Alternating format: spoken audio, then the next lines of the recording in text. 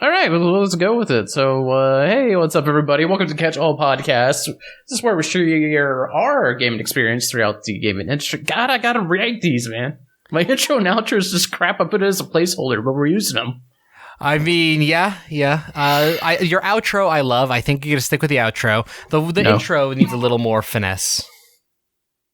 Needs some razzle dazzle. Wub wub. Oh God. All right, well, we're going to jump right into what we've been playing, unless you got some housekeeping. No, we're good.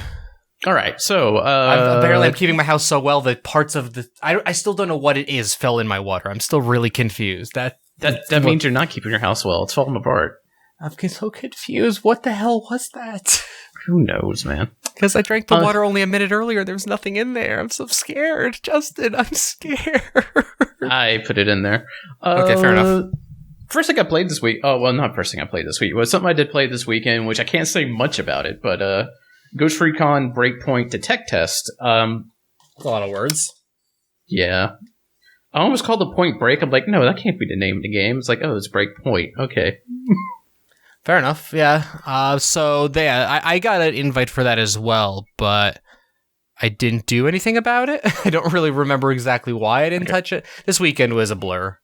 Yeah, this was a closed tech test, so NDAs shown everywhere. I can't say too much about it as far as my experience with that tech test, but I mean, the basic things, which are things people talked about at E3, is just kind of how the feeling of the game is. If anybody played Wildlands, okay, that was more kind of like arcadey. At least I felt like it was more arcadey. Were you saying this is more arcadey or Wildlands is more arcadey? Wildlands is way more arcadey. Oh, shit. Okay. This one, like, it's still a bit, as far as I know, but this could change. But, like, everything has a sense of weight to it. Like, your character has a big sense of weight to him as far as he moves, when he goes, like, moving across the terrain, pressed against cover, how you pull out weapons and stuff like that. Like, it seems like they're trying to take a more realistic approach with one, kind of bringing Ghost Recon back to its roots with the mix of how Wildlands is. But that's, you can see it in a E3 preview people have posted. I can't get into any other specifics other than that. It still sounds interesting. As Ryan is saying in the chat, good Wildlands was like Far Cry, but not fun. Kind of, yeah. Which, I mean, yeah, it's kind of what I remember. Like, it had everything that Far Cry had, except I wasn't enjoying it. Yeah, the AI is not great in Wildlands. It seems like everything kind of falls apart unless it's like a specific mission. Like, you just get a helicopter, parachute in, gets like the best weapons, and then like there's no point of the rest of the game for you. When we streamed it or filmed a Let's Play, I can't remember exactly what we did. I remember I think it was the beta. I remember my thought about the game afterwards was it reminded me of if they mashed up Far Cry and Just Cause, but without anything that made those two games fun. Because like it inherently, like, the movement felt just like Just Cause. Yeah, but it wasn't, and but in the bad way. Like, Just Cause is a fun game, but it's a fun game because of explosions and nonsense, not because of actual hard control gameplay. You know what I mean? So like that was what I remember of the experience. Yeah, and I want to talk further on this, but I can't because I don't think these parts have been revealed. So I don't know. We'll see. That's all I can say about that. Sounds cool. All right. So it looks like we both finished up Marvel Ultimate Alliance 3. Well, yeah. By finished up, I mean getting through a standard playthrough of the story. Yeah, I did a standard playthrough of the story. I did a vast amount of the Infinity Trial stuff or whatever. And would have actually kept doing it. I think because last week we gave a full review of the game experience, right? Pretty much. Where I said I was starting to come around to liking the game, but I still sort of hated it. After having finished it, I will actually go on record to say I love the game, which is a way different than where we started out with it. But I also hate the game. Yeah, it grows on you. But you still have like that feeling. It's like, I know I shouldn't like this. I know it's bad. This is how I feel with every Dynasty Warriors, Josh. Mm-hmm. Mm-hmm. So yeah, I mean, it's I ended up streaming the game the day last Thursday after we did our after we did our show, and I finished the game up on stream, and yeah, like you could actually see me in real time, kind of start to love the game more, but also just actively kind of hate myself for my own opinion. It's a popcorn game. I mean, it really is a popcorn game. That's how you described it last week. As far as what I'm doing with it is like I only got one more star to get in the first Infinity Trial. I 3-starred everything in this. Well, I say trial, I mean the section. I 3-starred everything in the second section. I think I only got I'm 49 out of 51 in the third section, and in the fourth section, which I'm trying to work my way up to Thanos, you have to play through it on hard to actually unlock more of those sections. So we'll see how that goes. But I do know I need to level up my characters unless I want to pick one team and just run through it, which is what I'm doing right now, actually. I kind of want to get them all up to 50. Okay, I get you. I mean, that's insanity, but I get you. Sentimer in chat's asking what popcorn game is. A popcorn game a game that's fun to watch someone else play? I'm at least my definition of popcorn game is the same as a popcorn movie, which I guess is really not a term used anymore or all that much. Mm-hmm. Correct me if I'm wrong. Every Fast and Furious. Yeah, Fast and Furious, I guess. But like popcorn movie was a term that used to be used for like the big summer tentpole blockbuster movies, like essentially how superhero movies were before they became these good things. My understanding always, it was a movie. It used to be a movie that you went to because, hey, I feel like having some popcorn, not because you actually wanted to see it. It's usually loud and explodey, and yeah, you just wanted to eat some popcorn. Then it turned into just the big superhero movies and the Fast and the Furious movies, and just the games that were a lot of flash but not a lot of substance. So basically, it's something you're not putting a lot of thought into, but it is entertaining you in some way. Yeah. So Ultimate Alliance 3, I definitely falls under that category for me. It's a lot of flash, not a lot of substance, but you don't regret the experience afterwards. If an action movie was a game, kind of, yeah, like a not deep action movie. So like an old cliched 90s action movie, 80s 90s movie. Yeah, like Last Action Hero is probably the sentimental. I was thinking Last Action Hero, but I also think that's one of the greatest movies ever made. So it still is, yeah. Last Action Hero or Street Fighter was my go-tos. Like, I imagine Shaw and Hobbs coming out. It's going to be the definition of a popcorn movie. Yeah, I thought it was Hobbs and Shaw. That doesn't matter. Don't care. Rock and Statham, pretty much. They may as well just call it. Mm-hmm. You sure it's not Statham and Rock? I don't even know who plays what character. I literally seen the first Fast and the Furious movie like 6 times in theaters, and I've never seen another one ever again since. I'm a little mixed feelings of Fast and Furious. So there is a deep story in Fast and Furious. It is about family. I want to see it. I want to see it particularly because I know they're going to the moon. Maybe. It says it's not out of the question. But no, Hobbs, Rock, Shaw, Statham. The fucked up thing is, like, everybody invited Statham back in the last film. Like, it's cool. They brought him to the family table when he fucking killed one of the family. Yeah, it happens. No, it doesn't happen. You just don't invite him in to have a beer with you. It's an 11 movie series. Give them a break. No, Rock teaming up with him. That's fine, but the core family? No, you can't do that. Okay, let's bring this to Constant Calibrating podcast next week. He didn't kill just anybody. He killed Han, man. Come on. All right. Thanks for spoiling like a 7-year-old movie. Yeah, fuck you for not watching it. We all know the spoilers. I'm kidding. Like on the internet, people spoil that shit all the time. So it's also an old movie at this point by internet terms. Yeah, no, I haven't either. So really, I guess we don't have that much more to say on Marvel Ultimate Alliance. Still there. I'm still playing it. I'm still like, I still get a niche to like jump back into that, even though I'm like occupied with something else right now. If the game I was playing right now was digital and more, if either one of the games were digital and the other one was physical for how I bought them, I'd probably be switching back to Ultimate Alliance here and there, just for like, let's just blow out an Infinity Trial. But I own that and Fire Emblem, both physical, and I ain't taking Fire Emblem out of the Switch. Yeah, don't blame you. Don't blame me. Well, wait, that's right, because you're not doing digital yet. Oh, God, no, I remember I have Best Buy Game Club unlocked till next year. So, like, it's $50 with tax for every game I want. So, I only do digital if it's a game that, I just know I want on the console. I'll be picking up Luigi's Mansion 3 and the next Zelda thing digitally because I bought the Nintendo Online Passy thing, I forget what it's called, the game voucher. So I'll be picking those up. Well, I mean, I got a critical decision to make soon because my memory card is filling up. I'm a stickler about not deleting things, even though I did delete all the demos. So I need to delete Warframe because I don't play it on Switch or at all. Yeah. But yeah, it's the point now. I probably need to start getting back on cartridge just so it stops taking up memory. But some games are good physical, some games are good digital. If it's a game that you're like, I just might switch to this every now and again, then I want digital. But if it's a game I'm going to play through probably one time and never come back again, or it's just a very good deal, I'll go physical. That's probably what I'm going to do with Zelda. Zelda's one of those games I play through it and then I'm kind of done with it until I get itch to play it again. Yeah. It's not one of those games that you just go back to every now and then, go back to every now and then, go back. Like, it's one of those that I put it in, I'm done, I'm good. When I get the itch again, I end up playing the whole thing again.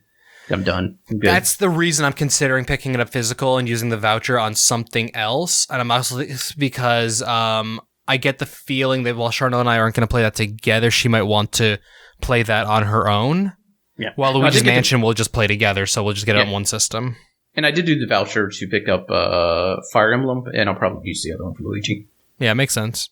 Okay, but next thing, you mentioned you got some limited playtime with LOL. Yeah, with LOL. So if you watched the Constant Calibrating podcast for this week, I did it last night. Talked to Angelina, known as Hologram Dream.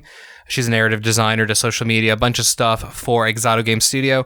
And just transparency, she's a friend. She got me access to the game first. I played a bunch of it at PAX East, and then I didn't get a lot of time with it, the game, but I played a little bit of it earlier today.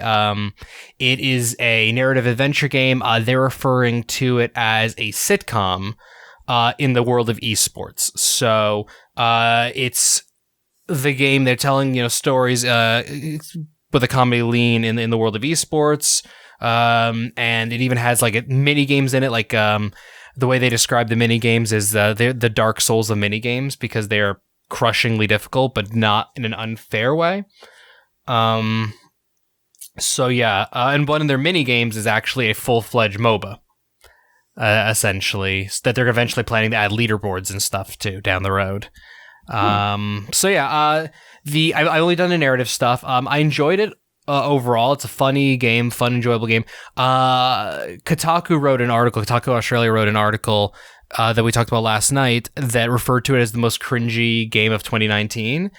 And I actually think that's fairly true, but I think what some people are missing is the fact that the press release lists it as like a sitcom, which I always interpret sitcoms to purposely have like kind of cringy humor. Like I love Friends, I love How I Met Your Mother, but there's like some really purposefully terrible stuff in there with how story situations, illogical story situations, and illogical like dialogue sometimes. So yeah, that's my short opinion of it. The game came out yesterday. It's on Steam. It was enjoyable. I think if you like adventure games or you want something that's a little bit different, I think definitely check it out, pick it up.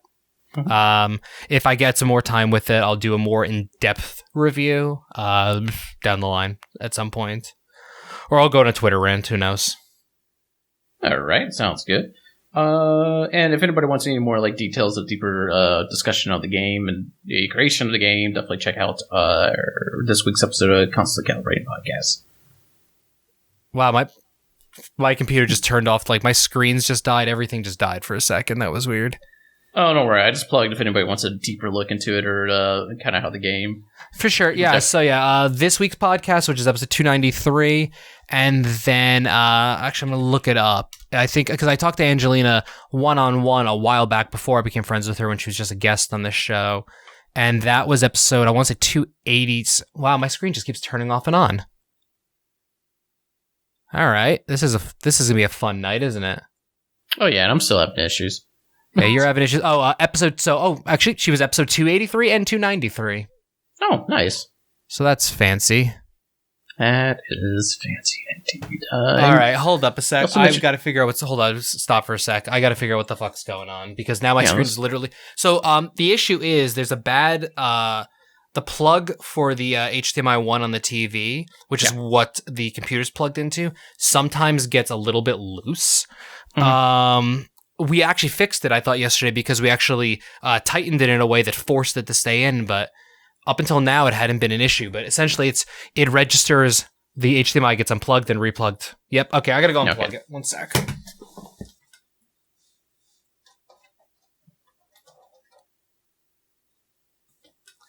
Because otherwise it's literally it's killing the screen, it's killing the webcams every time it happens. So I'm making sure that Audacity is still recording. Yeah, so kind of like flashing back and forth. Yeah, so that's essentially what it looks like on my screen. So I gotta figure out this issue. I don't know if it's a bad cord or what. I really hope it's not a bad cord because again we've wired everything in sleeves. Anyways, let's carry on. All right, carrying on. I'm trying to save Fire Emblem for last because we're just going to get into it. So you also mentioned you played Skull and Co. Well, I didn't play that. You not played it. That's a Switch grip case. I just wanted to bring that shit up because so this is what it is. So it is a little grip case which I'll just take the Switch out of it like that. Okay. It has these detachable. So all of these little back pieces are these little grip pieces are detachable from it, and it comes with 3 different ones for different hand sizes, hand shapes. And to be clear, I bought this, but our friend John from SDGC and buddy Mike Futter, GameDaily.biz and a bunch of other stuff, both were talking about it. And I looked it up and it was like $20. I could get it the next day. And the big issue I've been having with the Switch in handheld mode, which is how I predominantly play it, is that I hold it like this all the time, and it starts making my wrists, because of the way it's flat back and stuff like that, my wrist starts hurting and my thumbs start hurting, and like particularly my pinkies, like in the joint here, starts hurting because like the way I'm holding it. So I saw them talking about it and I thought to myself, shit, okay, let me see how this thing works. So I picked it up. They both gave it good reviews, and I went from my hands would start hurting my hands and wrists would start hurting about 30 minutes to 40 minutes into handheld mode Switch gaming, and because I couldn't literally play past 90 minutes if I was doing for that long a session, to now I have no issues. I could play like at all. It doesn't bother me whatsoever. I haven't played long enough. I've had 2+ hour times and without my wrists bothering me, without my hands bothering me, with my fingers bothering me. Okay, cool. So I just wanted to give a little mini review for this thing. I haven't had long enough to see how like the durability and stuff, but what's cool about it is it's super thin. It fits inside the Switch dock. John stated that he takes his off up in the Switch dock because he doesn't trust it's not gonna scratch the screen up or something. I have a very thick glass protector on this, so I haven't been worried, but there hasn't been any issues with it so far. It's a little stiff sliding in and out, but it overall seems to work really well. And again, it's really comfortable. They also have their own docks, but there's like, all the things that third-party docks are bricking consoles. Yeah. But allegedly, according to like some fine print on their site, they're actually guaranteeing their docks to not do that. Yeah. But Mike, I know, emailed them because he wants to know what that guarantee entails. Like, are you buying me a new Switch if it bricks my console? Because they got some cool ones and they cost nothing. So, I might. So if they hear back favorable stuff, with a good guarantee, I might pick one up as well. But anyways, this little grip thing is awesome. Sorry, my mind just went to Tommy Boy about guarantees and shit all of a sudden. Oh God, yeah, no, Jesus, no. I mean, I go that direction as well. So yeah, that is that. Gotcha. Awesome. Which that actually factors into the next game we're going to talk about because it does. By the way, I finally did get a second dock. I found one used. Nice. Even though I had one still on order from Amazon, I'm still waiting for them to see whenever the hell they're going to ship it. I ordered it early this month. They still, wow. They say expected the second. No, I have something I got to decide. If they do send it, which I have a feeling they're probably not going to say, oh, we never got them. Do I keep 3 docks or do I take the other one back? Because I could put one in my bedroom. Interesting. I mainly got it because I'm getting sick of unplugging the dock, plugging the dock back in for streaming. No, I get you. We have a 2-dock system right now because Charnel and I both have our own Switches. So we have a dock in the family room, we have a dock in the office. I want to pick up another dock because I want one in the bedroom. So I just don't want to buy a full-priced one. Oh, I didn't. The one I got from Amazon, it's $69. Nice. That's not bad. No, they were on That's a sale. pretty nice price. I saw a post and it was on sale. It's like, cool. And I'm like, oh, when does this ship? I can't wait for it to get here in a couple days. It's like, oh, not till later July, maybe August. All right. Well, hopefully you have a better experience. I ordered a John Cena You Can't See Me Funko Pop back in February because it was $3 and it's perfectly clear. And I just thought those aren't good reasons. I thought they were great reasons. And then after I ordered it back in February, March, it listed the ship date as May. And it arrived, and the box was absolutely smashed, and the whole Funko Pop was broken into pieces. So I returned it, and they said, okay, you'll get another one in June. A whole month later. Okay, I'll wait another month. I got the next one. The box was smashed up. The figure is in good condition. I sent that one back. And then literally a week ago, I got an email saying your order has been canceled because we're not selling this product anymore. That's like, I would have just kept the one that was in good condition, but the box is like, what the fuck? Amazon. So, in case, long story short, I hope your dock arrives if you get this dock in condition that is acceptable of use. Yeah, if not, I got a nice used one that smells weird. Anyways, get into the next game. God, where to start with this Fire Emblem? 3 houses. I don't even know where to start. So I'm going to say one thing about where we could start from this because it's a comment I think I made on Twitter.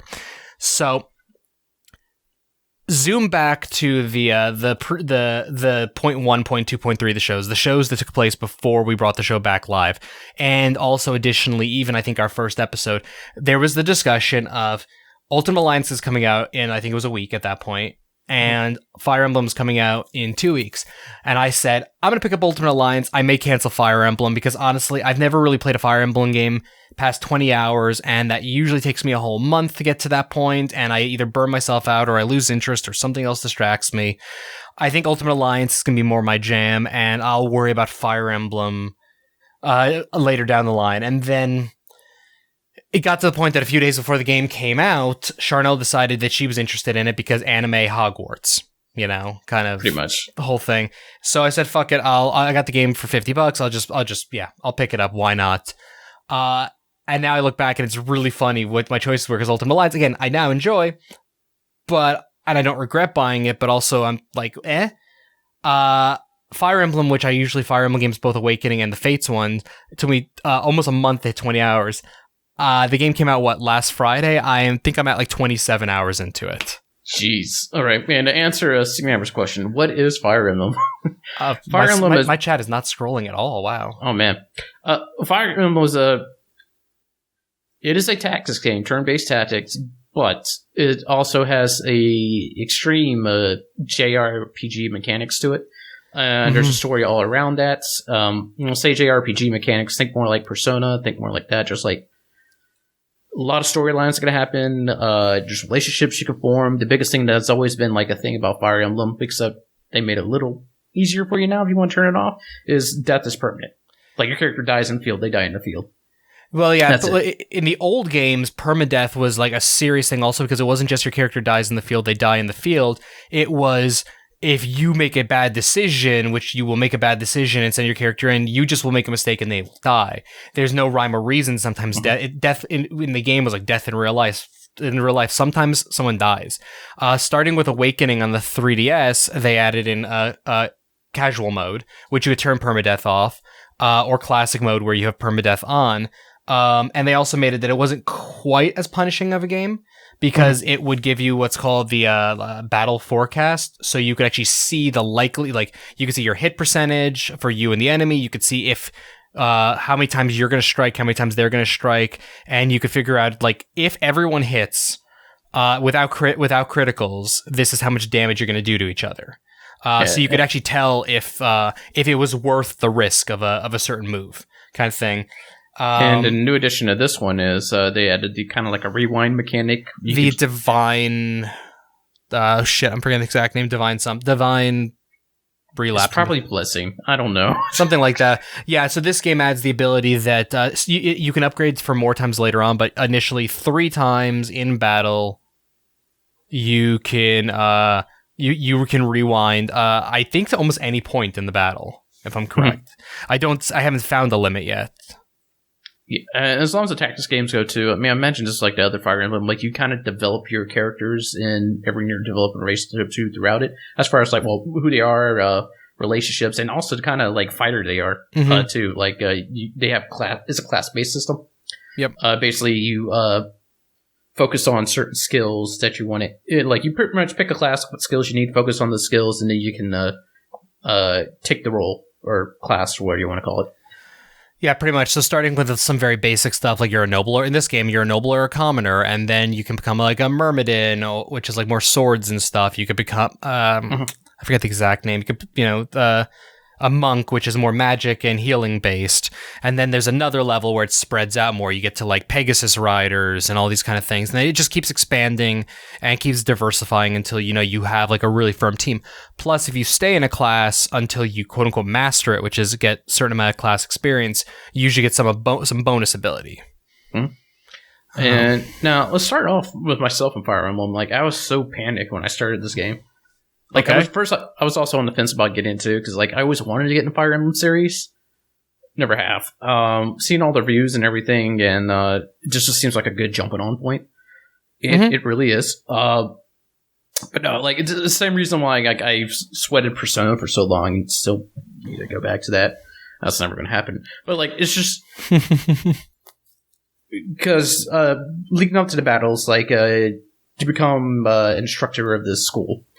And basically, like, you do have kind of like a calendar you go by.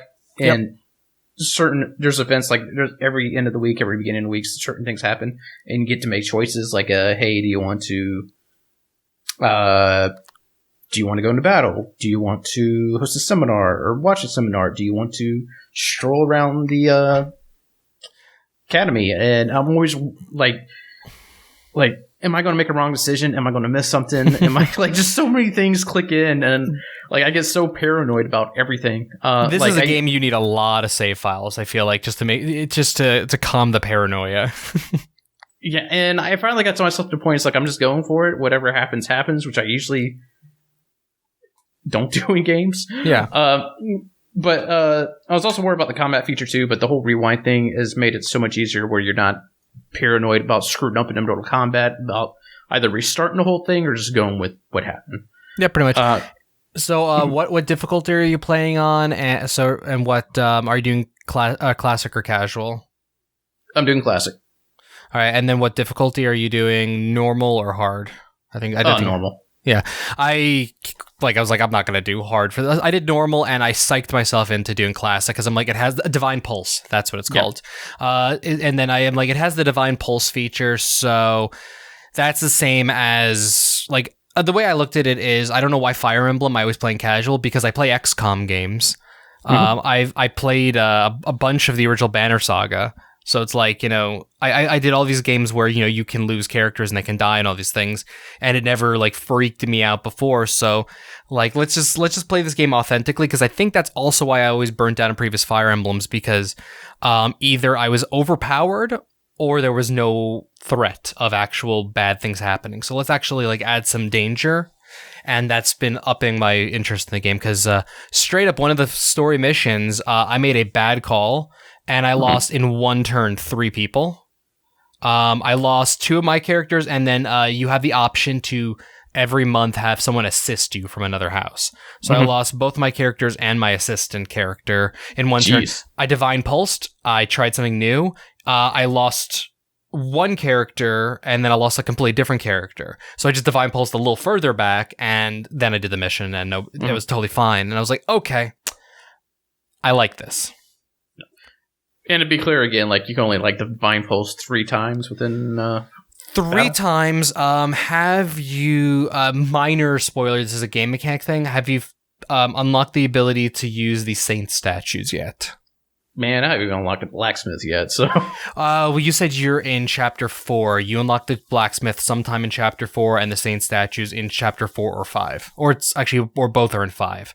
Yeah, I can't remember. Chapter 4. Let's just say I'm in a catacombs right now doing a fight. Okay, I think I know where you are. Yeah, so anyways, it's actually right after that. is when you unlock. So very minor thing. There's 4 statues in the cathedral, and you've been getting renown this whole time in the game. And you spend your renown on these statues, and every statue has an ability, so you have like a thing that's 200, 400, 600, 800. But anyways, you spend your renown, and at one level on every statue, you can add 1 point to your divine pulse. Oh, I don't want more things to think about that I could be doing wrong. This one's not that bad. The choices are pretty minor. It's like the earliest level of one of them is, do you want to have the ability that you can teach a person 1 more point for axe skills or sword skills? There's like they're bonus for experience ones. I have every single one of them up to like the mid level, just because I wanted to get them all to the bonus experience point. The cool thing about this is, from what I read, that all transfers over to your New Game Plus. Okay. So, because the game has a New Game Plus feature, so yeah, all those choices transfer over to your next game, so you're not expected to get everything in one playthrough. Gotcha. Like, and the kind of illustrate what I'm going through, or kind of like describe it further. I'm looking at a Kotaku article right now, trying to please everyone in Fire Emblem is turning me into a sociopath.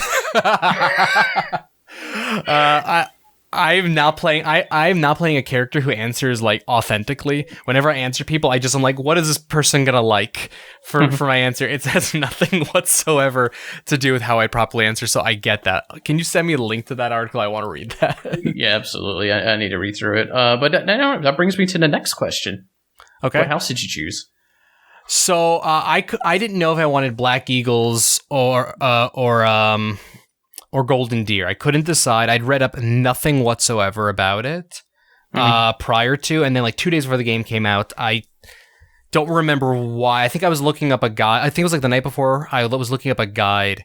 I like to read like Kotaku and a couple of other sites do tips for playing the game, because they've at this point had the game for X amount of hours. So there's just some like early advice. I always like that. It actually like calms my nervousness about hopping into a new game. Which is a topic I really would love to tackle, being too scared to start a new game. Anyways, so I always read these things to kind of calm my emotions related to a new game. And in that article, there was like a link to their guide to choosing your house. So I ended up reading that, and I was like, suddenly I had all these opinions. And yeah, so I ended up choosing Black Eagles. And my reasoning about that pretty much completely and utterly boiled down to, I wanted to play the Golden Deer more, but I really liked Edelgard, the house leader for Black Eagles, and I decided that interest in her and stuff is going to push me forward for this playthrough, and the desire to play Golden Deers will push me to actually finish the game so I could start again. I thought that was how I thought to myself. And within 1 hour, I regretted my decision, and I was like, I hate everyone in this house.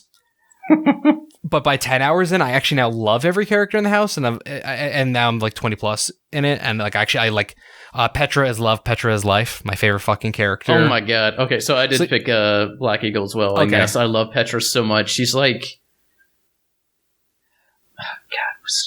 she reminds me of a less dumb, just for male gaze version of Nadia from American Pie. Yes, that, or she is... it's just the speech pattern kind of aspect. I'm just not thinking, she also, like... Because the whole thing of her is, like, she came from distant land, she's learning the language, but she takes things extremely literally. Mm-hmm. So, yeah. Galaxy. What can't I fucking... Drax. Drax, there we go. She reminds me of... Oh, Drax, kind of. To the point, like, yeah, if, like, you said something like, oh, this will go over her head. It's like, I didn't see anything go over my head. Would probably be her response.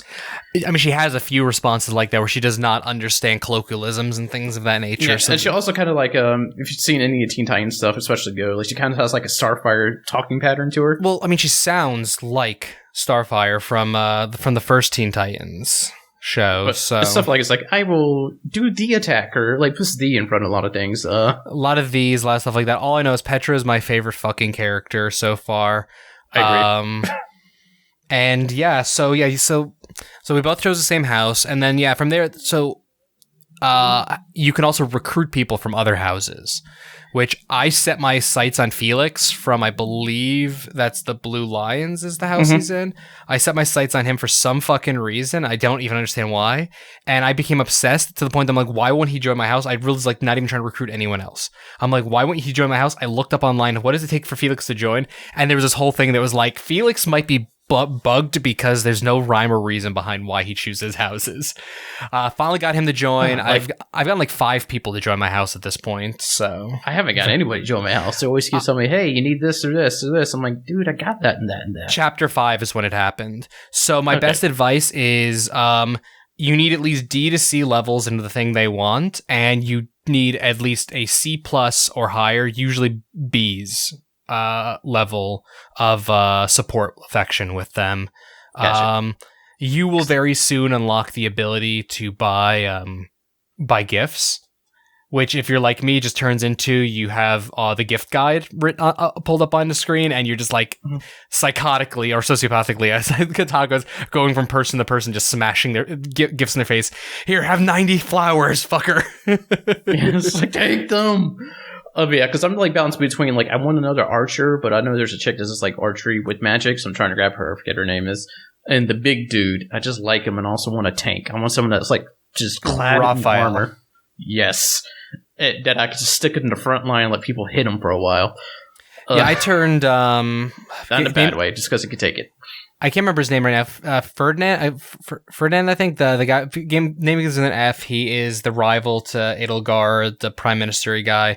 I turned him into my heavy tank guy because his budding talent, those 3 stars, was for heavy armor. So I decided to put him in that direction.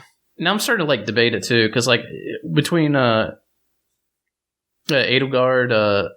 Oh God, your character, I can't even think of his name. Byleth, thank you. And Petra, like anything that tries to attack them just dies. Yeah, that's so initially I was in like a situation where like, okay, obviously I'm leveling up my character, which I named Cordis, but Byleth for, sake of conversation. I leveled them up, and I leveled up Edelgard, and I thought, okay, you know what, these are my like 2 mains, but I need to level somebody else up. I'll level up Petra as well. And I took her on the archery route. And yeah, between the 3 of them, it's Destruction Incarnate, but I'm actually at the point that it's so the game allows you, if you take the battle option, that you can just do on the normal difficulty, you can just do free battles endlessly. So I just did that for like, I just, every time I go into battle section to do one of the quest ones, I'll just do the free one, the one that doesn't cost points, like 5 to 10 times. And like I will sometimes forget. I'm trying specifically to level up one character, but I can't get this one character to anyone because they go to attack my main 3 my main 7, and they're just destroyed. Yeah, that's pretty much what I do. Like always, every battle I do, I set them up in a line where they're like blocking and have all my support behind them. I just want them to get close enough where they can attack with my people, not die. So the other people can finish them all. Yep, pretty much. But yeah, like in Petra, first time she shoots a battle, I'm like, oh, let me see what's happened to her. And then something went to go attack her. I was like, no, I don't want her to be attacked yet. She just like dodged, kill. I'm like, okay. Let's see if she can keep doing that. And pretty much she just decimates everything. That's why, my love of Petra happened because sometimes when we're kind of jumping around the mechanics of the game, but sometimes when you're instructing people, all of your students have goals. You set two skills you want them to level up every time you do instructions and stuff like that, like stuff they'll level up naturally and focus on. And sometimes your students at the end of a lesson will come to you and be like, hey, I want to do this. Because it makes more sense to me. You can ignore them or you could go with them. She'd come up to me, she's like, everyone calls me a thief or an assassin. I think this is a good thing. So I would like to study bows and swords. And it's like, that's not a good thing. They're actually being racist assholes. But I love you for the way you're looking at this thing. Because here's the thing, a lot of racist characters in this game, like disturbingly so. I've heard the Blue Lions is just the racism house. Is what a lot of people have been saying, but anyway, so she asked me that. I'm like, yeah, you could be a thief and then you could become an assassin. Absolutely, lady. Why not? But the reason I fell in love with Felix initially was because he was when I had him on my assistance thing. I'm like, okay, let's see what he can do. He's like 5 levels lower than all my other characters, and despite being 5 levels lower, I put him on the front line, and 3 different guys came up to him, and he dodged every attack and one-shotted them. And I'm like, I like you. I like you. Also, you got no experience for that, you dick.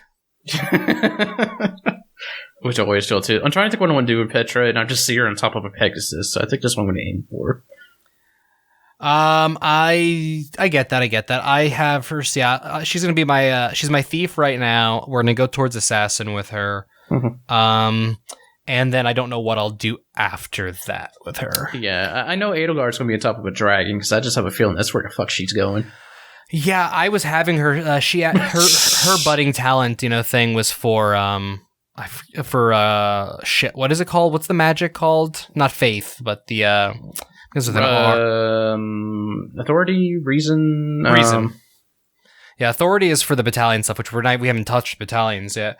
But reason she had a budding talent for, so I had her going down that route, and then I started looking at the later classes, and I'm like, I have because right now my squad is 4 archers and 5 magic people. So I was like, this is not going to be good in the long run. So I started having her balance out her axe skills again. So she's going to go become a Wyvern Lord at some point. I need to work her axe skills back up, but I put her on sword skills because I want her to get the Lord class. I thought about going that route, but I for some reason just decided not to. I'm going to rebound from that. Yeah, I've been having her just go pure magic, more or less, for the time being, which, God, she's just destruction as that. But I've been building up axe again. But circling back, let's talk battalions. That's something that's new to this game that's never been in a previous game. Battalions, so battalions, for those who don't know, they are essentially armies that you can assign to each of your characters, and they have different things. There are archers that can do an area of attack. There's fire magic ones that do also area of attack fire that does damage over time because it literally sets the land on fire. Excuse me.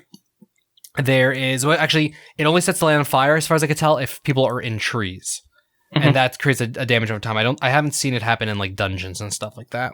But there's ones that do a line of damage to people. There's ones that knock people down. There's a lot of different really cool things that battalions can do.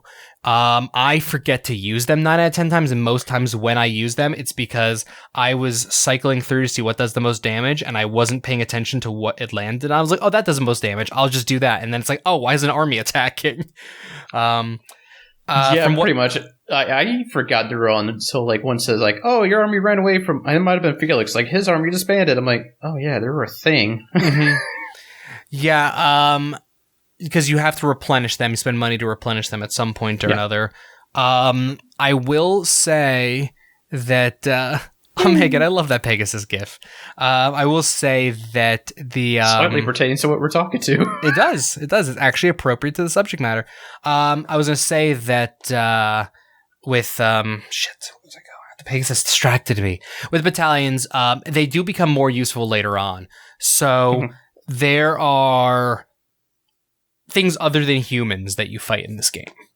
Without going into too much details, there are very large creatures you can fight in this game, and battalions can do area of effect damage to them, but they can also stun them so that they can't fight you. So essentially, you can stun lock a character using one of these things. If you have a lot of characters doing battalions back and forth, you can stun lock them. So they do become useful later on.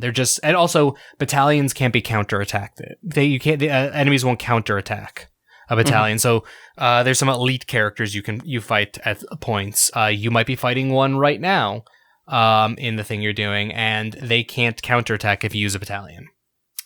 Yeah, I was looking at that character. I was like, just stay away from that. I'm like, but it says it has an item. And Justin froze. Oh. So we're going to wait it out and see what Justin has to say. You froze, so you said I saw that character. Oh, no, you froze again. Cool. Oh, come on. So you're saying you saw that character, and then I didn't hear anything after that. Yeah, I saw the character. They're like, "Oh, stay away from him." I'm like, "Cool, we'll do." And then I saw, but he has an item. He has a very good item. Damn it! Arizona's not freezing over, and Justin's in South Carolina. So, but yeah, no, I skipped him. I didn't take him on at that point because I felt I was underleveled, and I was honestly just too squeamish about it. I kind of wish I did though, or I wish I had a thief because that's also another option.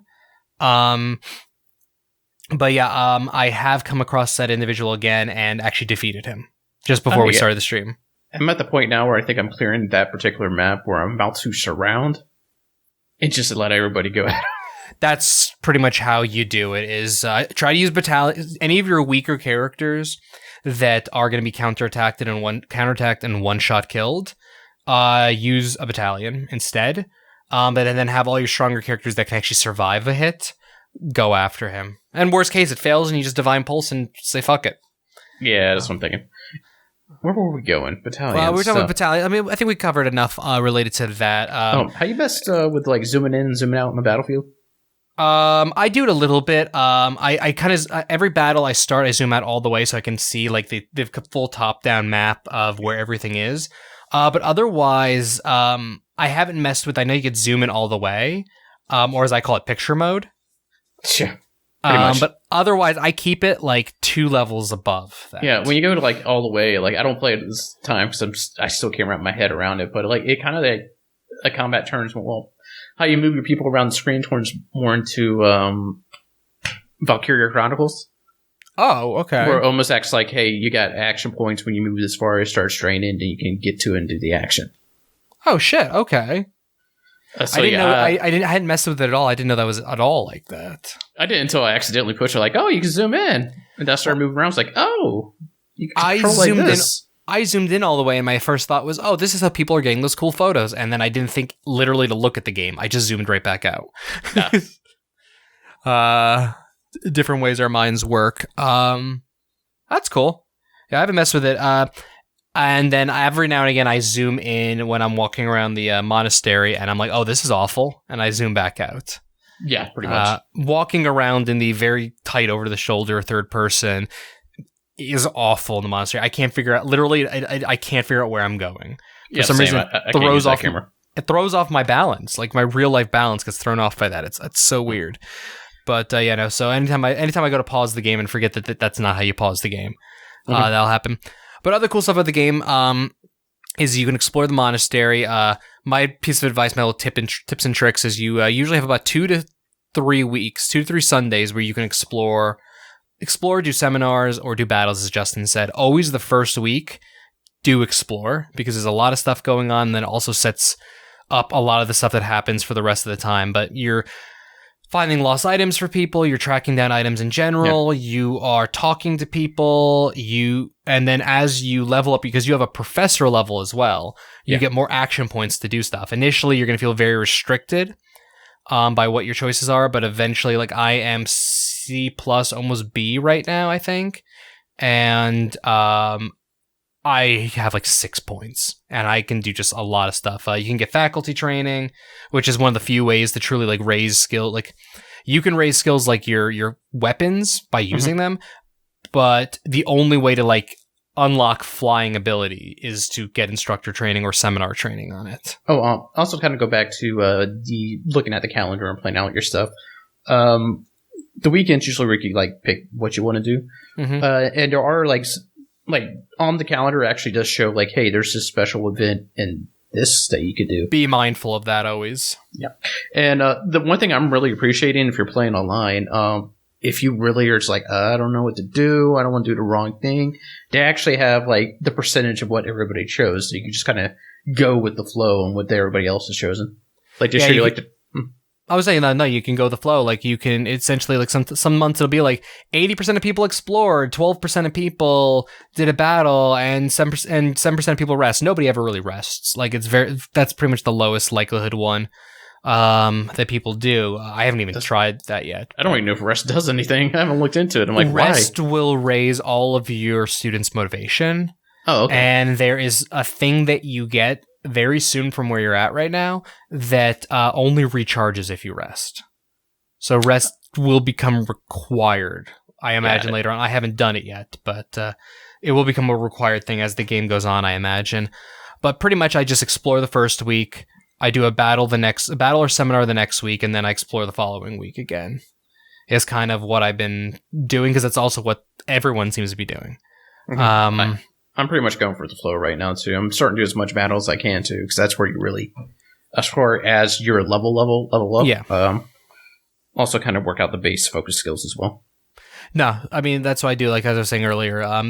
I just actually unlocked the second battle point. Mm-hmm. But you only have one battle point for a very long time in the game. So playing on normal mode, I just do my one that doesn't cost a point a bunch of times until I feel like everything's leveled up and feeling confident, and then I go in and do the mission. I didn't even see that option. You should start seeing that in month 3 or 4. So, yeah, if you're playing on normal, there should be one mission that just does not have a point value next to it. Okay. You could just literally just do that one. I don't know if there's a limit. I've done it like about 8 to 10 times before. So I know there's one weekend, weekend in the month, like in the game. Yeah. That I had like 3 battle points when I went into it. But I think it was like a special event one. Like 80% of the people chose to battle that. I haven't even seen that. So that's interesting. I wonder if some stuff is randomized. Might be. But yeah, so some months will be like things like, because you could dine with your students, you dine with 2 students, which helps raise your support between you and those particular students if they have support ranks with each other. Mm-hmm. And then it also can, if they're in your house, raise their morale. And there's some weeks where it's like certain students get a bigger bonus, or certain meals are preferred and stuff like that. So, or you could take them out for afternoon tea, which doesn't get creepy at all. The afternoon tea is very creepy, particularly if you get a perfect tea time. A perfect tea time means choosing the right conversation 3 or 4 times. It gets very creepy. And not just that, like every single guide online about raising support level says the afternoon tea is literally the worst way to raise all that stuff. There's like, it talks about how it's like the worst way to do it, but as a person who loves visual novels and dating sims, it's actually one of my favorite things. So initially, before you unlock tea, when it's someone's birthday, you could just buy them flowers for 200. Mm-hmm. But once the tea thing unlocks, it's like I'm like, I just absolutely love the tea aspect, and I continue doing it because it's just fun for that visual novel aspect thing. Also, if you get perfect tea time, you and that person you're with, their charisma gets raised. Yeah, I haven't had perfect tea time yet. I screwed up every time, and I haven't had I'm trying to stay true, and I actually haven't rolled back a save yet. Just go back at it again. I haven't, I haven't done it. I haven't rolled back. The only time I roll back a save is if I try to recruit someone and it fails. Like I'll save before trying to recruit someone. If I think to myself, I can probably recruit them this day if I just give them a few more gifts or do something. So I'll roll back for those reasons. But then there's also like little side quests that do not, side quests, mini games that do not cost you any of your activity points. Gardening and fishing. Gardening is cool because you just plant stuff, you cultivate it, and it grows into usually gifts and food that you can use gifts to give people and food to cook stuff. Because you can actually directly cook stuff with a person, and the cooking thing aspect, I think raises support with the person, but then it also will unlock food buffs for the whole month. I totally don't do that with the older teacher that always hits on you. Manuela is the best. She's one of my favorites, and she is she's interesting to say the least. I screenshotted the first interaction with her, and Charnel did as well because it made us both crack up laughing. That is just the smoothest hit on I've ever seen. But then there's also it doesn't cost points, fishing. I love the fishing minigame in this, and I can't stop playing it. It's also one of the best ways to raise your professor level. I have, at this point, 100 bait, because I just keep buying it, and I just don't stop fishing. I can't buy it. You can't buy it until month 5. Damn it. Okay. It's the same. It's the same month that you get the ability to buy gifts. The same vendors will sell it. Okay. Initially you can't do it as well, but you will get it eventually. It's a great way to raise professor level. So overall, there is a strong possibility this is going to be, if it's not my game of the year, it's going to be my top 3. Just to get to the more reviewy portion, I have aside from the fact that there's some racist characters, and it's not. And there's a few racist characters, and there's a few very sexist characters, but in the anime trope sort of way. So it's like not played for these people are jackasses, but in the haha they're so silly kind of way. I'm bothered by some of that stuff, but it's anime storytelling. Yeah, it's like, I mean, you just look at it today and you're like, oh, anime. Only you can get away with this. Kinda, yeah. And then there's also so romances aren't in the game. Previous Fire Emblems, the last two specifically, actually, every character could romance, every character could bang, and then they'd have a time-traveling baby. That would become one of your playable characters. That's literally how Fates and Awakening were. They would have a time-traveling baby. The first Awakening had a baby travel backwards from the future to meet their parents. And then Fates, there was like a pocket dimension where your time-traveling baby would live and then fast forward through time, and then they would become one of your playable characters. This game doesn't have that. The only romances I understand is there's a couple of faculty romances, and then otherwise your character can become romantically linked with one person. There's no other S-Class stuff. However, S-Class is usually romance. There are no, at least male gay romances in the game, I've heard. If you get an S-Class romance, and you finish the game, it apparently just says your character went off and married some random person. You and this person stayed the best of friends. I'm just personally bothered by that because I don't know. I like playing. You want the option at least. I like the option to be there, and also I just in RPGs like playing a gay male character. It's what I've done for most of the Dragon Age games. Something about it's specifically for medieval styled. Like medieval fantasy styled RPGs. I like that's like just the kind of character I always like playing. So kind of bummed me out. So I don't know if I don't know what direction I'm pursuing on the romantic side of the game. It's like, but I'm saying like these are like quibbling little things like that I have the game. I haven't run into bugs in this game. I haven't run into glitches in this game. I have loved everything I've been doing. I have been having a blast with practically every last aspect of the game that I've been doing. I've gotten distracted. Again, I've played 20 plus hours. I continuously lose track of time playing it. And I have at least once gotten really mad that I had to do literally anything because I just wanted to sit and play the game. I'm good at a point too. I mean, I was playing it, reason why I was a little late to the podcast, because let me roll these couple things while I eat dinner, and that lasted way longer than I meant it to. I mean, I've legitimately considered picking up the game and playing it while we've been doing this show, and it's... I would too, but it's in the other room, and I don't make too much noise. But, like, yeah, it captures me every time I play it. Like, I'm just there losing track of time, and I kind of, like, shy away, because I don't... Or at least I thought I didn't like more text... Well, I'm going to say this is text-based, but it is fully voice-acted as well. This is the first one that's fully voice-acted, yeah. Yep. Like, it's usually a turn-off for me. Static background, two characters talking. That's where you get most of your story from. Yep. But no, like this one, I'm enjoying it. It's I like the world. I'm really interested to see where it goes because I know there is a time jump at some point. Every review says. Every review says there's some sort of time skip. Every review says you can't raise your support past level B until after the time skip, and that no matter who you recruit, shit might just go awry after the time skip. So, and I'm getting like some inklings in the story here that I'm wondering is like, oh, this is gonna go real bad. One reason why I say Edelgard will be on a dragon because she's gonna go full fucking Daenerys. I can see it. I feel like she's gonna go Daenerys, lose her goddamn mind. I feel like anytime I talk to the Archbishop, it's like, are we the baddies? It's like, don't fucking challenge us. If you don't if you don't worship the way we worship, we're gonna kill you. You gotta do it by this way. You gotta believe in this, or if not, we're gonna kill you. I was like, God, why do you say that with a smile?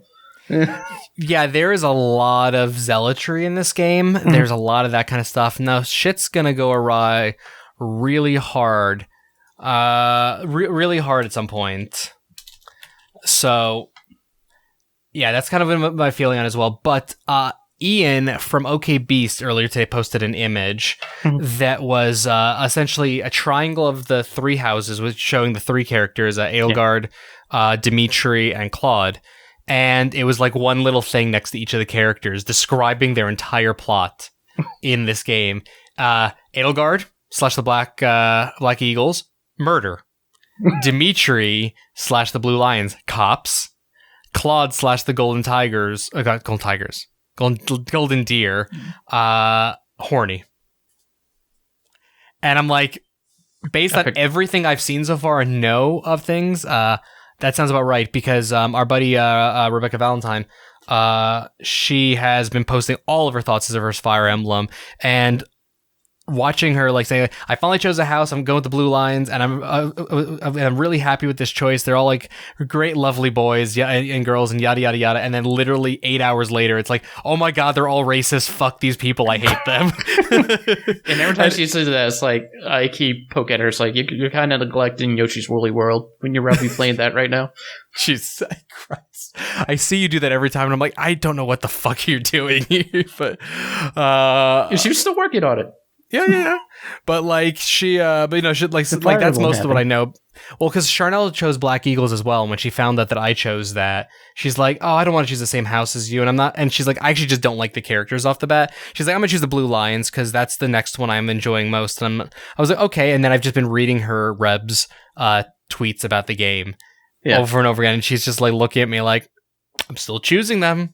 I'm still choosing the Blue Lions. I'm like, okay, I'm just going to keep reading this shit to you because I feel like you're going to have a bad time. Like, I almost went Blue Lions because, like, the way they hold themselves up is usually in a game in a setting like this. I would play the Knights, the one that are honorable, the one upholding justice.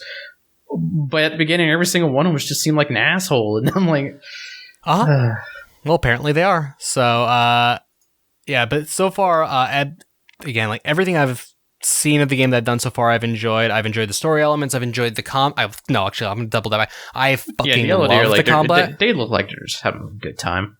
Yeah, they got no leaders. They got no like established the Lesser Alliance. Yeah, they're just living, man. They're living their life again. They're the horny team. Yes, they are the horny team. A lot of tea time. Very much so. So far, I think I've taken more people from Blue Lions than I've taken from Golden Deer for recruiting purposes. I don't know if there's a limit on how many people you can recruit, but I've been trying to find somebody to turn into a flyer.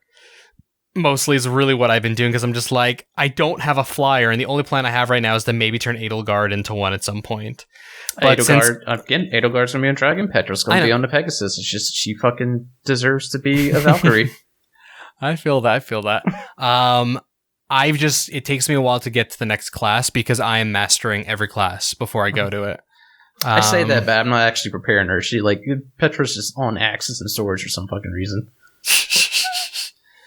I mean, whatever works, whatever class works. And I know there's one unique class you can get later on in the game as well. There's actually a few unique classes, but there's one that only one character in the whole game can learn. And it's any character you choose. So I'm building up one particular character towards that. But yeah, so we have just gone on and on about Fire Emblem. And we're gonna go on about it again. Yeah, no, we'll talk more about it. About probably next week. We'll have more in-depth thoughts because we'll be further along in the game. We'll have had a full amount of time to actually play it. Mm-hmm. I am not checking my Lego towers. Jesus Christ. If you're looking for a Lego Tower review, tune into last week's show. That or just any What's Good Games. Anything where Andrew is at. Well, I'm saying our content. Yes, obviously What's Good Games is talking about it, but I'm saying for our content, you reviewed it last week.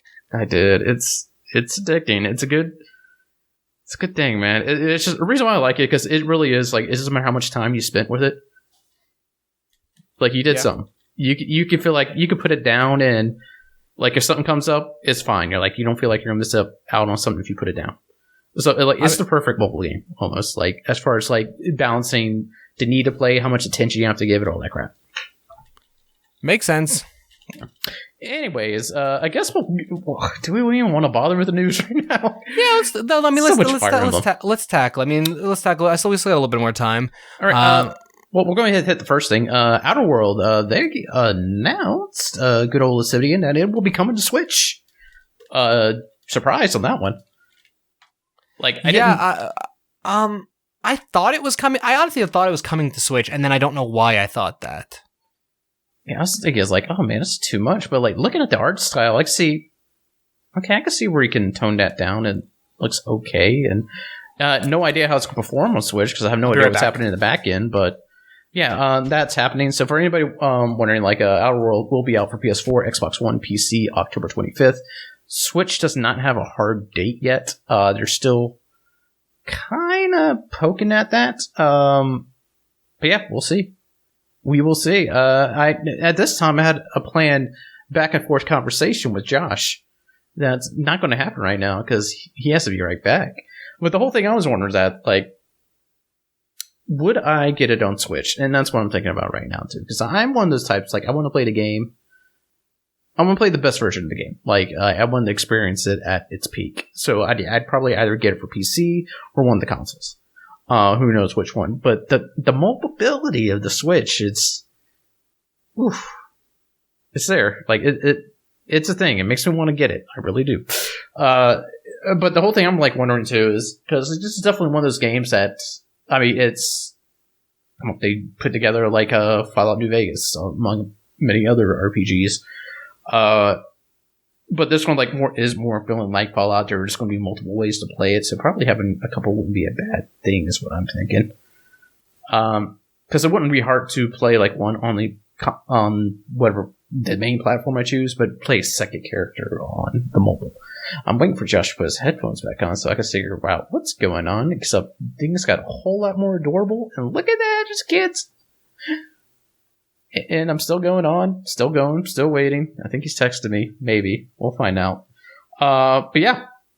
Cool stuff. Gotcha. So yeah. That is Outer Worlds on Switch. I'm trying to figure out where to go with this. It's going to be an awkward end to the show.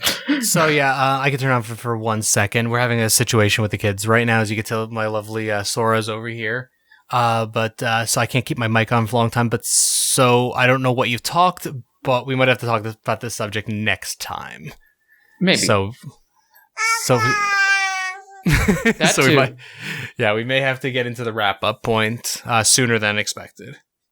Okay. Last thing we did want to touch on very briefly, because Josh has more to say on this than I want to. But the Fortnite hosted an esports tournament over the weekend, calling it their World Cup.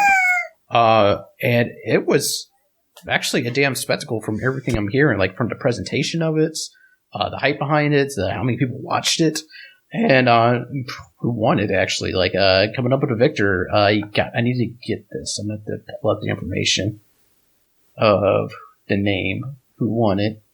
Anyways, a kid won the damn thing. That's where I'm getting at. $3 million for the prize pool. Like, I literally see two articles side by side, one saying 16-year-old Bugha. There we go. Bugha. Bugha.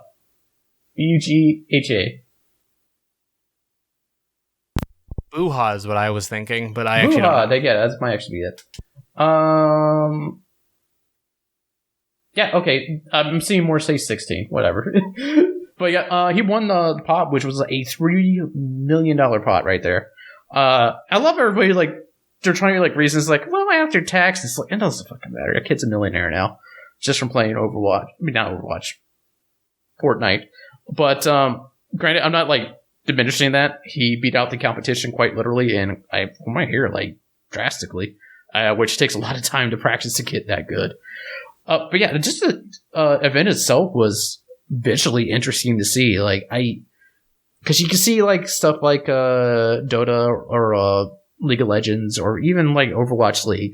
It's like really kind of hard to follow the action with how it's presented, but like it looks like Epic has. There's definitely some things like on the software side, like within the game was interweaved within what was happening, and like they made sense like anybody watching can make sense of what was happening on screen, and that is a 100-player battle royale, which I think is nuts.